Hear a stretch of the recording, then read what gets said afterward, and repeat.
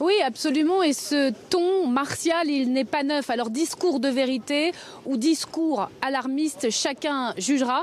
Ce qui est sûr, c'est que ce discours, Manuel Valls, il le tient depuis les attentats du 13 novembre. Il y aura d'autres attentats, insiste-t-il. La question n'est pas si, mais quand. Ce qui est nouveau, en revanche, c'est que ce discours, Manuel Valls, il le tient ici en Allemagne, au Forum mondial de la sécurité, devant tout le Gotha de la défense en Europe, devant des chefs d'État et devant des ministres venus de quatre coins du monde. Il y a par exemple le président de l'Afghanistan ici ou encore celui du Liban. Manuel Valls, il veut très clairement faire passer un message au-delà des frontières de l'Hexagone. Il a parlé, vous l'avez entendu, d'hyper-terrorisme. Il faudra une génération, dit-il, pour le combattre. Et puis, Manuel Valls, il a aussi parlé du dossier syrien. Face à lui, son homologue, Dimitri Medvedev, qui est resté de marbre. Emmanuel Valls a clairement fait passer un message en direction de Moscou. Il faut évidemment gérer